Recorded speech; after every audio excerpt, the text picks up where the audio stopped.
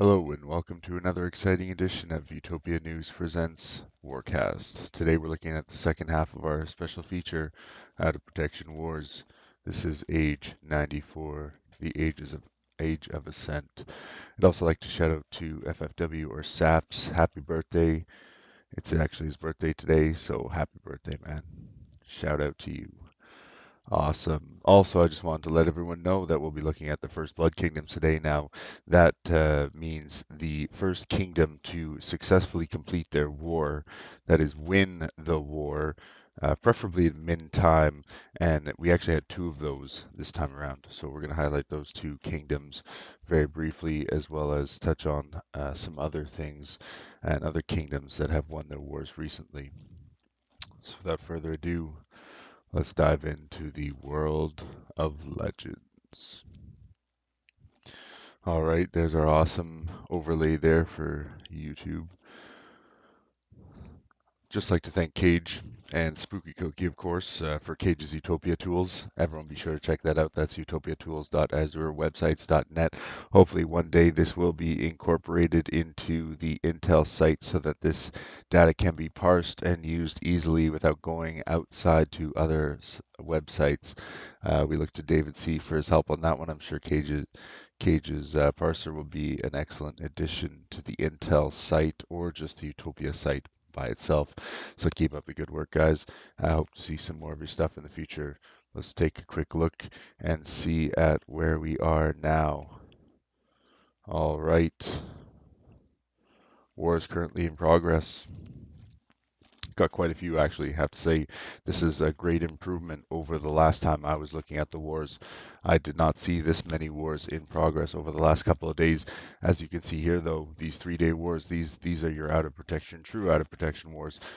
These 2 days are barely cutting it, but we can just say that they are anything really in year zero is basically an out of protection war. However, these happened immediately after protection had dropped. So let's take a look at our first war here. Looks like it's Korsov City versus Ghetto Paradise, and they're recruiting. But before we do that, make sure we check out the top 10. Now, this is what I was talking about. Here we are, our first Blood Kingdoms. Now, these are the kingdoms who achieved victory at MINTIME. Look at this. We are seeing February 1st, and can just barely get down to this bottom line. There you have it, February 1st for 6-4 and 3-1. Congratulations to both those kingdoms. You have achieved the First Blood achievement, and I will be keeping an eye on the your tags at the end of the age. Hopefully, a word or two. If you want to reach out to me, I will be able to present the award to your kingdom. If you do not want it, then it will stay anonymous, and it will just be tagged as your kingdom name when you had the victory. So Gobble Gobble and Drunken Mistakes. That will be who the award is going to, unless you change your name by the end of the age. All right, so let's pull up everybody else here and let's see what else is going on here. We got these kingdoms here at the top that are winning their wars clearly. You can tell by the steep increase here in the land. I mean, this is pretty obvious. But pretty much every single one of these kingdoms, except for Insomnia, who seems to just be growing. Now, I'm not sure who Insomnia is, 710. But however, at the rate they're growing, I have some ideas of who it could be. And, they better be careful because if they're going to keep growing like this, all these kingdoms who are leaving their wars after ceasefire, 710, you're going to be a prime target. So I hope you got some plans for that. You're definitely going to be lacking some things once we get to year 3 or 4. So it'll be interesting to see where you guys end up and what you guys are actually up to. Here we got another kingdom that's winning and another kingdom that has recently won their wars. Well, now as you can see, these kingdoms all nearly qualify for the First Blood Achievement Award. However, I may revise that later on to anyone who completes and wins their war in year 0. But at this time, it is currently for the first kingdoms to successfully win their wars. And as I said, these are MINTIME wars started and completed as soon as protection finished, within that MINTIME period. So great skill on both sides of those wars there. Let's move on to the honor chart again. Nice little pattern here we're seeing starting to emerge from the honor chart here. Again, you can see these kingdoms that are constantly winning. or you sorry, that have won their wars already. It's getting a little bit late for me. Starting to forget where I am. More beer. All right, let's take a look here. All I see is convergences here. I mean, there's just so many pretty colors and lines. It's just mesmerizing. All right, let's move on to our first war, Korsov City versus Ghetto Paradise Recruiting. I wonder what happened here. Oof, looks like, Korsov City was, one of those kingdoms that had a great start, and they had a great finish here. So nice land grabs, nice honor grabs for them. Ghetto Paradise is truly a Ghetto Paradise. I believe the way that that war went, it seemed like there were no contest for Korsov. So, good job, Korsov. You really sealed that war. Close it up nice and easy. All right, and here is our first blood winner here, one of the kingdoms, Gobble Gobble, versus our friends, the Merry Marauders. Let's take a look and see how this war went down. As you can see, not as a little bit closer than the last war. However, Marauders did take quite a beating there, though it seems like they may have fought back a little bit harder. They definitely did, based on the honor chart here. They managed to pull back just before withdrawing for a nice convergence here on honor. So they didn't quite lose everything in that. Let's take a quick look at how the war actually went down, though, in a moment. I do have some intel with regards to this war, so we can take a look at what we got here. Wow, we got some nice land growth on the one side and almost none on the other side. I mean, it's pretty obvious who won this war. Let's go to our data table here, courtesy of again Cage and Spooky Cookie. Thanks so much, guys. I encourage everyone to check this stuff out. It's really awesome. Gives you a good idea, overlay of what's going on during your war, and it's nice and easy to read. Not only that, it remembers all this data, so it does save a cookie, I believe, on your browser, so that when you come back, all this data is here and ready to go, and you can actually add to existing data. So if you're trying to track a war, you can actually put new intel in here and add it to the existing data. So we could actually continue this without having to go back and paste and copy and paste like before with the Seraphim formatter. All right, thank you so much, Cage and Spooky Cookie.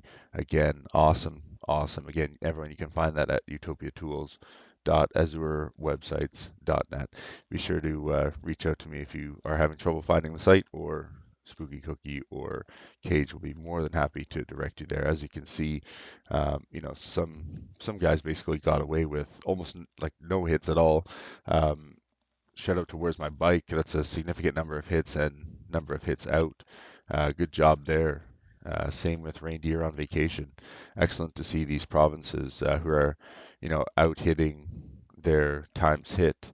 And the most changed provinces here at the bottom, did a pretty good job with their hits out. Although, they still took a pounding, whereas the enemy here, you see the hits are a lot more spread out, and the bottom guys didn't even take, they didn't take nearly as many hits as the guys on this side to get down to the bottom there. It's strangely enough, some of these guys are still in the positive. So let's check this out.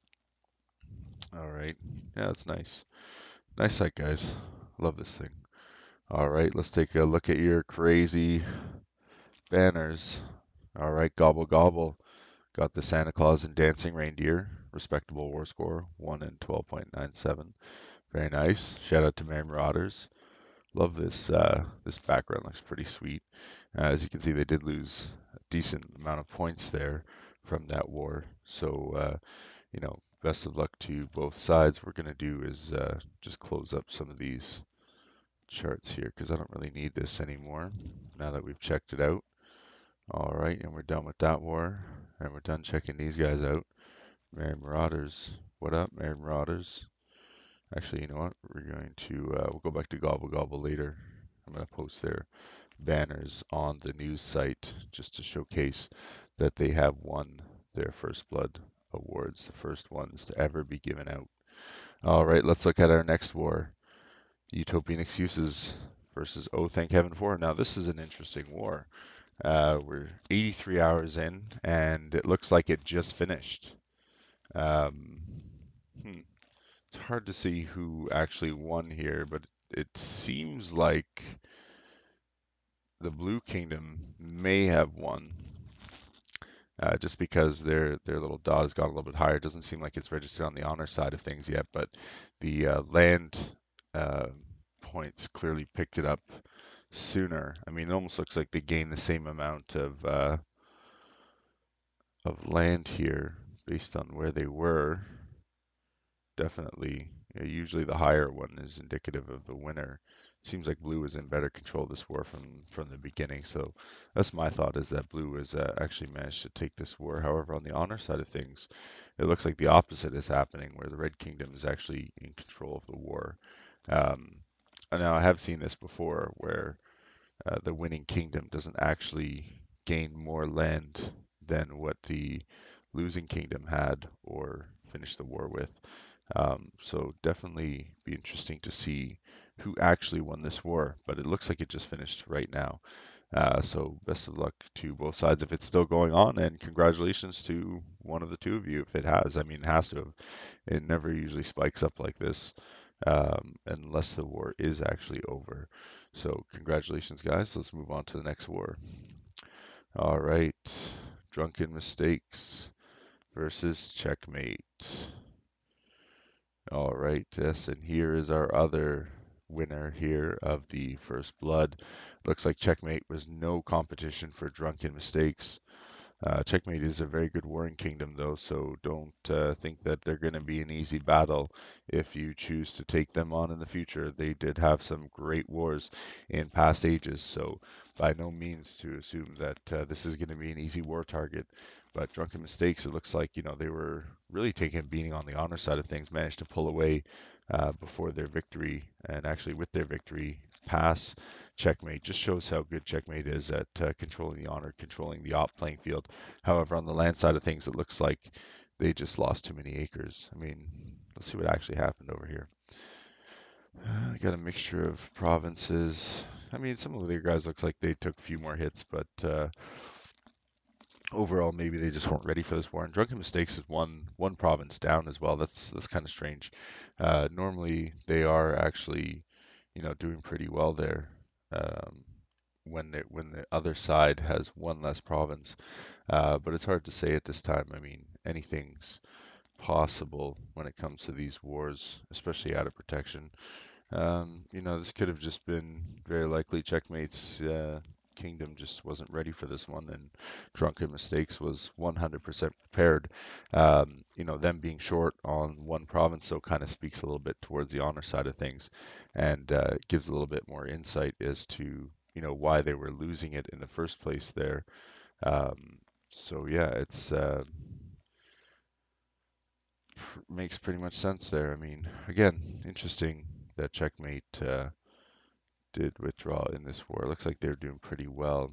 Definitely, if Drunken Mistakes had one extra province, Checkmate may not have been doing so well, and that honor would have looked a little bit more like the land where the Red Kingdom was on top. Awesome. Look at that. Drunken Mistakes, Penguin in a Glass. What to do when you've had a little too much to drink. 1 and 12.89, pretty good war score. And of course, we got Checkmate's standard banner here, the Checkmate um, Knight black and white logo, something they've been using for as long as I can remember. So congratulations, Checkmate. You face the First Blood winner. I guess that's something. One of them, anyway. All right, great job, guys. Let's move on to the next war. 80s Matinee War versus Shadow Rising. Wow, that was a one-sided war, possibly the strongest finish we've seen so far on the honor side of things. Shadow Rising. Can I say Shadow is rising? Great job, Shadow. You crushed it. All right, let's move on to the next one. What they think we are doing versus Unnamed Kingdom. Let's see what's going on here. Looks like this one just ended. Wow, this is a great back and forth war. Both of these kingdoms definitely highly skilled in the art of war. Definitely two kingdoms to watch out for. Very strong finish for Unnamed Kingdom.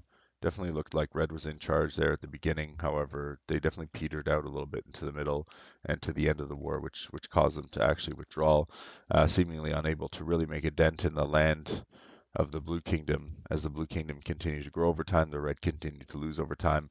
And despite their convergences here on the honor side, Blue Kingdom just took control. Very strong performance by Blue Kingdom. Whoever Unnamed Kingdom is, definitely a very strong kingdom. All right, let's move on to Spice Rack versus Bad Xmas Presents. Happy Thanksgiving. Wow, okay. It's a long name. Um, awesome. Look at that. See, this is another war that, both sides definitely had some skill.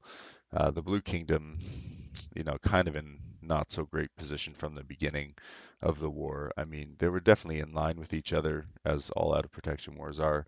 However, quickly, wave over wave, day over day, this situation just seemed to get a little bit worse all the time for the Spice Rack Kingdom.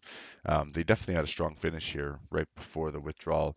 They managed to take a good chunk of honor, and they definitely didn't lose any overall. This is all gains. I mean, they're all gaining here on honor. So again, these out of protection wars, there's lots of gains for both sides if it's played correctly. And maybe Spice Rack knew they couldn't take this war, so they set themselves up to leave with some decent amount of land, decent amount of honor as well. So great job, guys. Always love to see those good wars. Dumb Ways to Die, Message for War versus movie quotes. Let's take a look here. Wow, another nice tight war. I mean, the lines aren't as crisp and clean as the other one that we were looking at, where they had nice convergences every time. However, excellent convergence by these two kingdoms.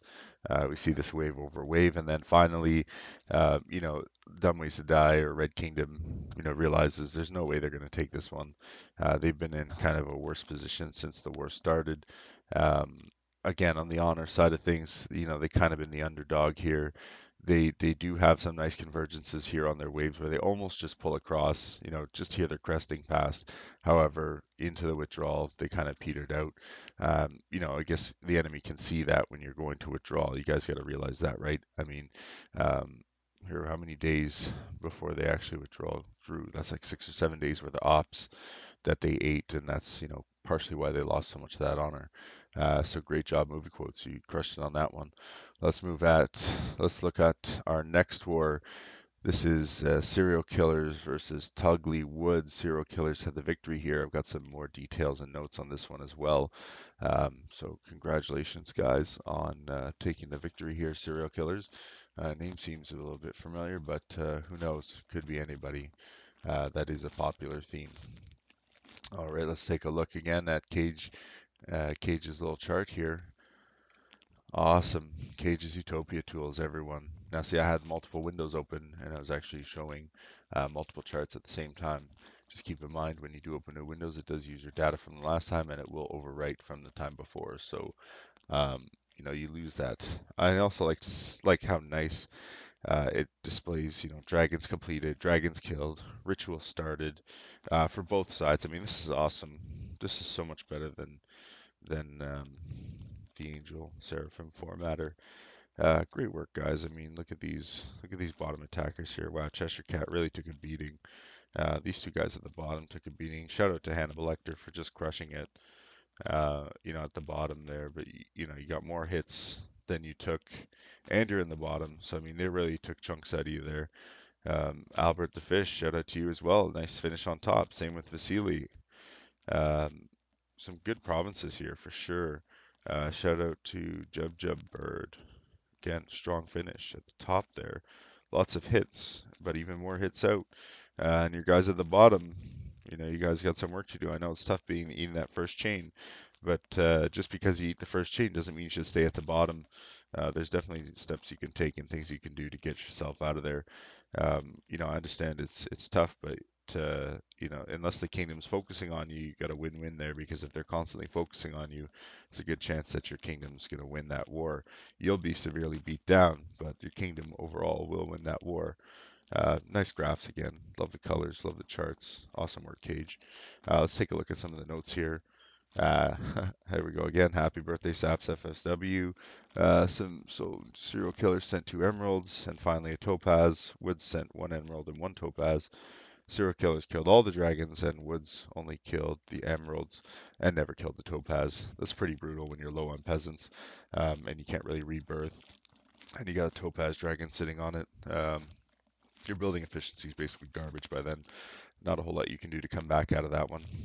So great work, guys. Great work on that war. Love to see those strong performances. Love to have that data. Love to share it all. And there's serial killers. That's Hannibal Lecter. Yeah, everyone remembers that part. Making his creepy teeth sucking sound. Clarice. All right, let's move on to the next banner. Now, I had to show the Tugly Woods because, come on, who doesn't want to see a glow in the dark, spooky Cheshire cat that blinks at you? Come on, guys, that thing looks wicked. Awesome stuff, Tugly Woods. Hope to see some more of those sweet banners in the future. All right. Let's look at the next war. Monsters versus Christmas tomatoes. Now, I think we can guess who this is. This is Monsters, of course. And the Tomatoes Kingdom. Looks like they had a nice tight war in terms of land. Let's take a quick look on the honor side of things. Yeah, yeah, some nice strong finish by Tomatoes there. I mean, on the net worth side of things, we don't see a whole lot because there's not huge fluctuations here. I mean, there's mostly just troops dying and buildings being crushed and rebuilt, but definitely very strong performance by Christmas Tomatoes, although the enemy is one province short, so that explains their stronger finish. I mean, this might have been a much closer war if Monsters had had that extra province. However, despite that, good job, Tomatoes. All right, let's move on to the next war. Wishmasters War Greed versus Diablo War Greed. Let's see if we got any chats here. I love the new format site. Just a reminder, he is Phoenix. He is Phoenix. Awesome with that YouTube chat. All right. Wow, it's Friday night. Looks like everybody's sleeping or doing their exercises. All right, we'll get some more viewers later on this weekend. I'm sure there will be some special podcasts coming up in the next 7 or 8 hours of myself and David C. talking about changes to Utopia as well. And then later in the evening, probably around YouTube 10, I believe, or 12. No, YouTube 10 most likely. We'll be meeting with Redbird from Warbirds, and we're going to talk about how to build successful kingdoms, what it takes, not just the skill, but how to actually manage the people. What now? While we're looking at this war, what the heck is going on here, Diablo? You've got 4 provinces. These guys, you're facing Wishmasters, who has a full kingdom. How did this go to war with this? And it looks like Diablo War is this information can't be right. I mean, there's got to be something wrong here. Diablo's winning with 5 provinces, and is there something I'm missing here? Guys, come on, help me out. This is crazy. Um, Great work, Diablo. I don't know what to tell you. You're beating Wishmasters, who was doing extremely well last stage, and you only have 5 provinces. I'm gonna have to look at your kingdom a little bit more closely. I don't understand exactly how this is working out, how this is going for you. I mean, I kind of do, but at the same time, um, Wishmasters, how have you not just stomped these guys out yet with all these armies? It just doesn't make sense how they could only have 5 provinces and they're winning. You're losing. What? I just I don't get it. I don't get it. And we're gonna leave it at that because I don't want to look at that word anymore. Golem, where are you? I know you're there. Shout out to Golem. Tell me what's going on there, man. All right, let's look at the next war. Lovebirds versus PM for War. Now, could Lovebirds be the Warbirds? I mean, it's possible. That would be pretty obvious, though. I mean, they may as well just tag Warbirds if that was the case. Although from this performance here at the beginning, I would say it's possibly not Warbirds unless they're facing a significantly more skilled kingdom. And there's not too many of those around, so definitely 2 kingdoms to watch here, Lovebirds and PM for War, whoever they are. It looks like they're having strong ages right now. This is some nice convergence here. See, we're seeing these convergence and these early patterns in the out of protection wars that we would see in the later wars. This is not very common in out of protection wars, not unless it's highly skilled kingdoms. I mean, look at that. Land, net worth, and honor. Very strong convergences on both sides. PM for War takes the victory. Definitely 2 kingdoms to watch out for. Definitely watch out for them. They're very strong competitors there. All right, let's check out the next one. All right, looks like we got Urban Dream Recruiting versus Unnamed Kingdom. I wonder if that's Wolfgang, who's always recruiting in the forums. Let's see what's going on in this war. It's another war where there's not too many provinces on the one side. Urban Dream, looks like they're just benefiting here from the ceasefire. They definitely got stomped out by Blue Kingdom on the land side. On the net worth side as well, again, totally stomped out. I mean, there's nothing they could really do to stop this. Um, they maintain their honor and land a little bit, but again, with so many provinces missing, it's really hard to deal with a kingdom who's actually paying attention and is active. Let's move on to the next one. Unnamed Kingdom versus Hey There Hot Stuff. All right, what do we got here? Hey There Hot Stuff takes the victory, and we got one extra province on them as well. So, I mean, it's kind of expected.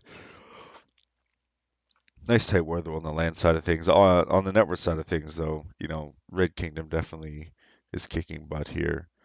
Um, Honor side of things, again, Red Kingdom more or less in control.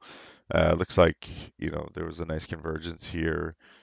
Blue Kingdom tried for that final before exiting and withdrawing, although we're looking at almost 8 ticks, 9 ticks. That's enough for an avian army almost to return home during that stage in the war. 9 or 10 ticks or something like that with some racks maybe.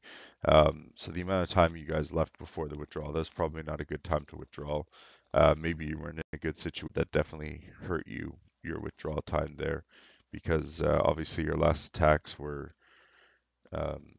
strong enough to swing the honor back. But again, this was Red Kingdom's war to win. So great job, Red Kingdom. You got it. All right, man, we have a lot of wars. There are a ton of wars that happen out of protection. It's a good thing I did this now and I didn't wait another day. This podcast has already been going on for some time and we're still not even at the end yet. Wow, okay, let's get back over here and take a look at what we have here. The Happy Cryptid Holiday versus WWE in War. Let's take a quick look and see what's going on. WWE in War takes the victory. I mean, after looking like Blue Kingdom was in control the whole time, sometimes that stuff happens. The land side is not really that important when it comes down to it. Taking it at the end is more important than anything else, and maintaining it is also more important than some of the other things that people think about, I'm sure. Network side of things kind of tells the same story. WWE is in more or less full control. There's some convergences here from the Blue Kingdom on their waves, but nothing serious enough to change it around. However, Honor shows that this was probably a much tighter war than it seems. But again, the time that which they withdrew, it was just a bad time. And it looks like, Red Kingdom may have even marched some armies in here to take that land back before the withdrawal. Sorry guys, I'm getting a little bit tired here. I've been up for, I don't know, countless hours, probably 20, 18 or 20 hours now. And collectively this week I probably slept about 20 to 22 hours, maybe 23 hours. But that's neither here nor there. When do wolves need to sleep anyway? Let's take a look at the next war. Recruiting versus heroes. What have we got here? Who is going to be our winner? It doesn't look like we're too sure at this time, although Heroes is holding on to the land and they just had a strong wave, so it looks like they're pushing down recruiting just a little bit here. I mean, if they continue this staggered tooth approach here, they're definitely going to take the victory over the Red Kingdom. It kind of looks like they are here, although looks like they slowed down a little bit, and but Red Kingdom's still in a bad position. I mean, this definitely looks like it could go either way. Recruiting is down one province as well. I mean, this might be a totally different look if they did have that extra province. Uh, yeah, just remember that, guys. You can go to war, you can get things done, but is it really worth going to war? A war that you're gonna have to fight tooth and nail on, um, and lose sleep over. And maybe if you had waited a little bit longer, you might have run into a kingdom that has the same numbers or maybe even to your benefit, one less, which would put you in the position that your enemy was in, making it a much easier and smoother war to run. But you do what you want to do, and that's it. So, you can take away from that if anything helps you. Otherwise, just keep on doing what you do, guys. Keep those wars coming. Good job, guys. Looks like, Heroes is definitely going to walk away with this one. How long recruiting will let them take land and honor is entirely up to them. All right, let's move on to the next war. Bob building a war. Unnamed Kingdom. All right, let's see where we're at. It's another 3-day war. Nice tight war. Looks like this war could go on for some time. There's some nice convergences here and then divergences and then more convergences. Red is coming back with a vengeance. They do not want to give up this war. It looks like they're having a very strong performance. Looks like they were in a better position of going into the war. Middle of the war, blue kind of took control and they converged again here very nicely. Although it doesn't seem like they're able to climb atop of the blue kingdom and take that upper hand position. Only time will tell. Again, this war is only 3 days in. However, by the looks of it, this could easily be a 5 to 7 day war at this time, unless somebody gets fed up and withdraws early and concedes defeat. But both of these kingdoms are fighting extremely well, um, and they are both, running the same number of players. Oh no, they're not actually. This kingdom's actually down one extra player because of Sawhammer, and these guys only have two that are currently new provinces, and of course, they make up for the two that aren't there on this side, but Unnamed Kingdom's definitely running with one extra province, and it's definitely working to their benefit. And as you can see here, Red Kingdom must be slightly more active because they're starting to turn the honor around. But can they turn the land around? That's a different story. Um, but they do have one extra province, so that should count for something. Let's move on to the next war. Fairy Tales Guess Who versus Unnamed Kingdom. We got a nice even war here. Let's take a quick look. Wow. Congratulations on Named Kingdom. You beat Fairy Tales. Very nice type battle. I like seeing these graph lines the way that they are right now. That's what I want to see in every war, guys. Again, very strong convergences and divergences here. Blue Kingdom tries to come back, just can't gain any traction, and Red Kingdom takes the win. Honor side of things, again, a very tight war. Blue gained honor on this one. They're not losing honor on this one, so either way, honor's not a huge factor here. Although the Red Kingdom got a nice little boost here of their usual 5K. So we'll see how their next war goes, and if they have such a strong performance there too, because I mean, they got some nice even kingdoms on this side. So these two be two kingdoms to watch for later in the age. All right, let's move on to the next one. Core versus Squid Game. We know who Core is. Awesome. Check that out. Man, I've got so much stuff to post in the morning. I have a lot of data, a lot of banners. I have an interview to post. Should be sure to check the forums for that. That's going to be coming out, hopefully tomorrow morning after I have about 6 cups of coffee. Squid Game and the Core. Awesome, awesome. Squid Game took the victory over the Core there. We got one less province on Squid Game side. But still, very strong performance by Squid Game, still taking the victory. Let's check out the network side and see what it looked like. Yeah, Squid Game definitely taking this. That was decided a little bit earlier on. Honor side of things, probably a more close of a fight, but Squid Game is just doing more damage. So good job, Squid Game. What the Beep versus Unnamed Kingdom. There you go, another tight war. That's what I like to see. Some nice convergences there from Red Kingdom, although Blue Kingdom's doing a good job pulling them down.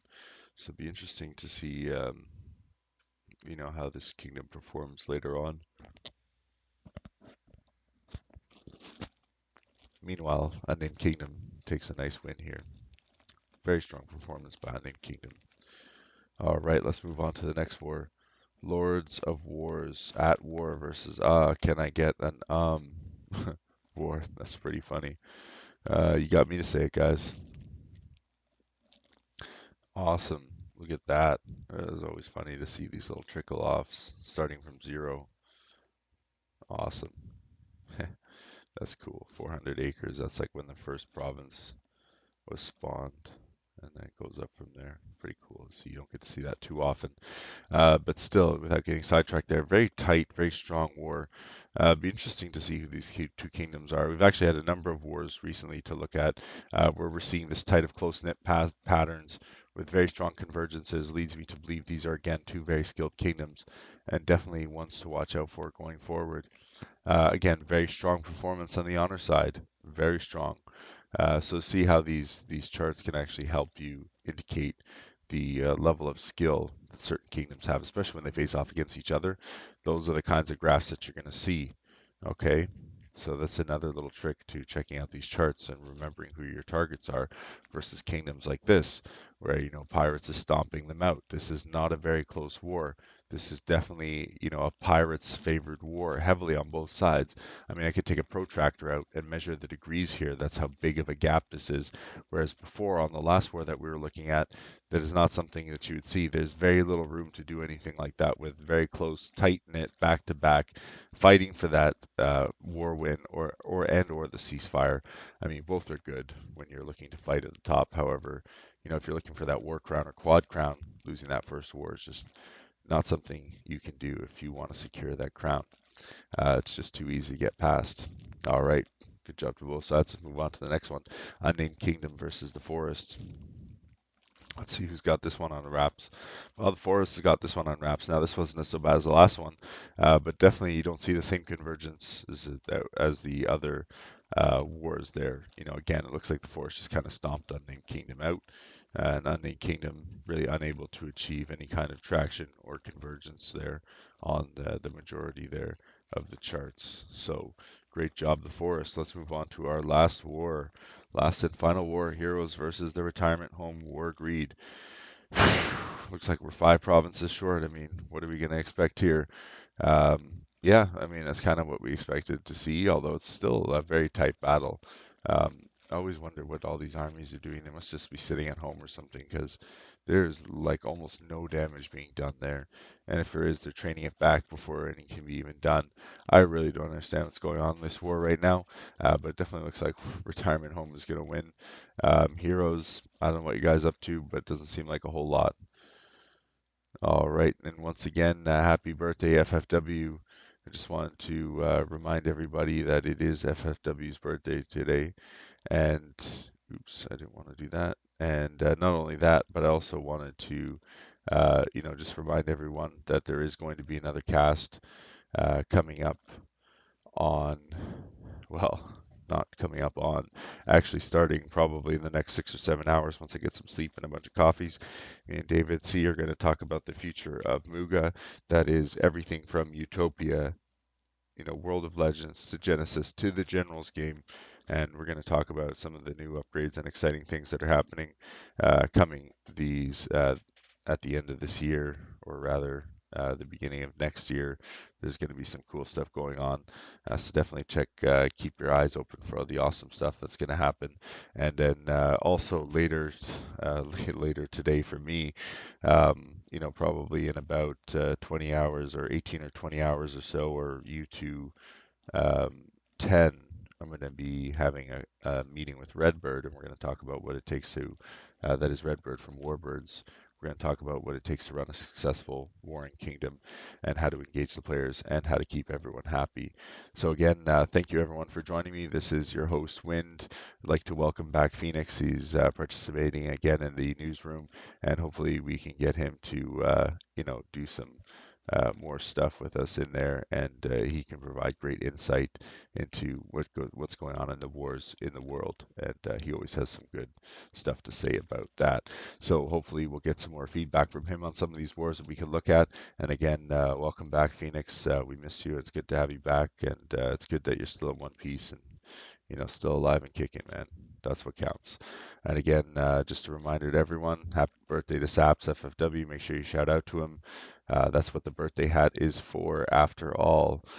So again, be sure to check out the 2 podcasts coming up later in the day. The one with David C in about 7 hours, and the one with Redbird in about 18 hours. So special thanks to everyone who's watching live and anyone who's going to check this out after. This is your host, Wind, signing off.